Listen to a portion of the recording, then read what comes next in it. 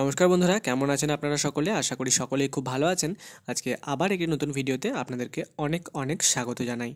আজকের ভিডিওতে আমি আপনাদেরকে বলবো যে বেলি গাছে আপনারা এই জানুয়ারি মাসে কিভাবে পরিচর্যা করবেন ও কী জিনিস ব্যবহার করবেন, যাতে করে গরমকাল জুড়ে পুরো গরমটাই আপনারা আপনাদের বেলি গাছের মধ্যে প্রচুর পরিমাণে ফুল খুব সহজেই ফোটাতে পারেন। পুরো শীতকালটায় কিন্তু বেলি গাছে আপনারা কোনো রকম ফুলের দেখা পাবেন না, অর্থাৎ শীতকালে কিন্তু বেলি গাছে ফুল ফোটে না। বেলি গাছ আসলে শীতকালে রেস্টের মধ্যে চলে যায়। কিন্তু এই যে জানুয়ারি মাস, এখন থেকে কিন্তু আমরা যদি গাছের পরিচর্যা সঠিকভাবে করতে শুরু করি, তাহলে কিন্তু গরমকালে আমরা গাছের মধ্যে গরমের শুরু থেকেই প্রচুর পরিমাণে ফুল পেতে পারবো। কিভাবে এই জানুয়ারি মাসের মধ্যে এই গাছের পরিচর্যা করব ও কী জিনিস গাছের মধ্যে দেব যাতে করে গাছের গ্রোথ ভালো হতে পারে, সেই সমস্ত কিছু কিন্তু ভিডিওতে আগে বলবো। কিন্তু ভিডিওটি শুরু করবার আগে আপনাদের কাছে আমার একটি রিকোয়েস্ট, যে আপনারা যদি এই চ্যানেলের মধ্যে নতুন ভিডিও দেখছেন, তাহলে কিন্তু চ্যানেলটাকে অবশ্যই একটু সাবস্ক্রাইব করে নেবেন। তাহলে চলুন আজকের ভিডিওটা আমরা শুরু করে নিই। জানুয়ারি মাসে বেলি গাছের পরিচর্যার বিষয়টা আমি 3টি পার্টে ভাগ করেছি। আপনারা এই 3টি পার্টই খুবই মনোযোগ সহকারে দেখবেন, যাতে করে এই গরমে বেলি গাছে ফুল পেতে আপনাদের কোনো রকমের সমস্যা পোহাতে না হয়। প্রথম পার্ট হলো গাছের মাটি। এই গাছটা যেহেতু শীতকালে রেস্টে ছিল, তাই এই গাছের মাটিটা কিন্তু আমাদেরকে এখন চেঞ্জ করতে হবে। উপরের মাটি, সম্পূর্ণ মাটি পরিবর্তন করার কোনো প্রয়োজন নেই। শুধুমাত্র উপরিভাগে যে মাটিটুকু রয়েছে সেখান থেকে একটু খুশে নিয়ে ভালোভাবে মাটিটাকে একটু বের করে ফেলে দেবেন। তারপর সেই জায়গাটা আপনারা কোনো একটা ভালো মানের ভার্মি কম্পোস্ট দিয়ে পরিপূর্ণ করে দেবেন। পুরোনো মাটিটা তুলে ফেলে দেওয়ার পর যখন নতুন মাটি দিয়ে গাছের গোড়াটা ভর্তি করে দেবেন, তখন সেই ভার্মি কম্পোস্ট থেকে কিন্তু গাছ নিজের প্রয়োজনীয় পুষ্টিজাত দ্রব্য সংগ্রহ করবে এবং গাছের বৃদ্ধি হবে ও গাছে ফুল ও কুড়ি আসতে কিন্তু সাহায্য করবে। এবার আসছি পার্ট 2-তে। পার্ট 2 হচ্ছে এই গাছের মধ্যে, এখন যেহেতু শীতকালে গাছটি রেস্টে ছিল, তাই যত পুরনো ডালপালা পাতা রয়েছে সেগুলোকে সম্পূর্ণভাবে আপনারা ছেঁটে ফেলতে পারেন।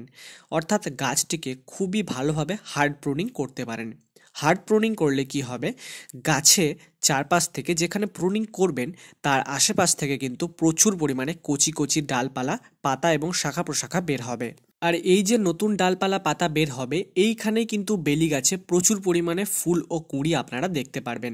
বেলি গাছ কিন্তু কখনোই পুরনো ডাল বা পাতাতে ফুল আনতে পারে না, তাই প্রুনিং কিন্তু বেলি গাছের সত্যি খুবই গুরুত্বপূর্ণ একটি জিনিস। প্রুনিং করার পর গাছটার যেখানে যেখানে আপনারা কেটেছেন সেই সমস্ত জায়গায় কিন্তু অতি অবশ্যই সাফ ফাঙ্গিসাইড বা যে কোনো ধরনের একটা ফাঙ্গিসাইড লাগিয়ে দেবেন, যাতে করে ফাঙ্গাসের অ্যাটাক না হতে পারে। গাছের যখন শাখা প্রশাখা পাতা বের হবে, তখন এই বেলি গাছ কিন্তু খুব বেশি ইনসেক্টদের দ্বারা আকৃষ্ট হয় এবং তারা পোকামাকড় আক্রমণ করে গাছে ও গাছটাকে কিন্তু নষ্ট করে দেয়, পাতাগুলো কুঁকড়ে যায়।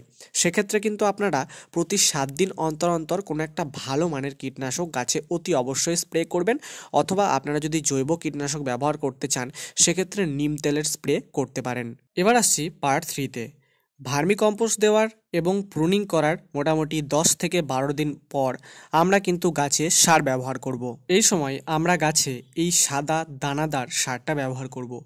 এটার নাম হচ্ছে ডিএপি।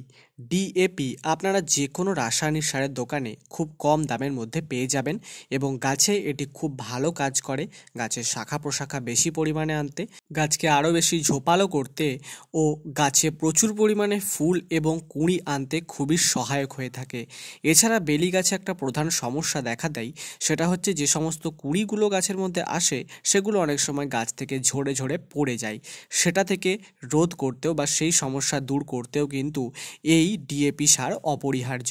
এবার প্রশ্ন আসে যে এই সারটা আমরা কি পরিমাণে গাছের মধ্যে ব্যবহার করব, কারণ রাসায়নিক সার তো বেশি দিলে তো গাছে ক্ষতি হতে পারে, তাই অবশ্যই আমরা এটা খুবই কম পরিমাণে ব্যবহার করব। আপনারা দেখতে পাচ্ছেন আমি যে চামচে সারটা নিয়েছি, সারটার মোটামুটি 8 থেকে 10টা দানা কিন্তু রয়েছে। আপনারা এই সারটি ম্যাক্সিমাম 15টা দানা অবধি গাছে ব্যবহার করতে পারেন একবারের জন্য। তো এই দানাগুলো আপনারা গাছের মাটিটা একটু খুশে নিয়ে ব্যবহার করবেন, তারপর মাটিটা ভর্তি করে জল দিয়ে দেবেন। আর এই সারটা আপনারা মোটামুটি 15 দিন অন্তর অন্তর গাছের গোড়ায় দেবেন। এই গরমে বেলি গাছে ভালো ফুল পেতে হলে কিন্তু এখন থেকে যে 3টি প্রধান পরিচর্যার কথা বললাম, অবশ্যই এগুলো ফলো করুন। আপনার গাছে প্রচুর পরিমাণে ফুল আপনি এই গরমে অবশ্যই দেখতে পাবেন। আজকের এই ভিডিওটা আপনাদের কেমন লাগলো আপনারা অবশ্যই কিন্তু কমেন্ট সেকশনে আমায় বলবেন। আর ভিডিওটা যদি আপনাদের ভালো লেগে থাকে, তাহলে ভিডিওটাকে অতি অবশ্যই একটি লাইক করে দেবেন। আপনি এই চ্যানেলের মধ্যে নতুন ভিডিও দেখলে চ্যানেলটিকে কিন্তু সাবস্ক্রাইব করতে ভুলবেন না। তাহলে আজ আজকের মতো ভিডিওটা এখানেই শেষ করছি। দেখা হচ্ছে অন্য একটি গাছ সম্পর্কিত ভিডিও নিয়ে। সবাই খুব ভালো থাকুন আর নিজেদের গাছের যত্ন করুন।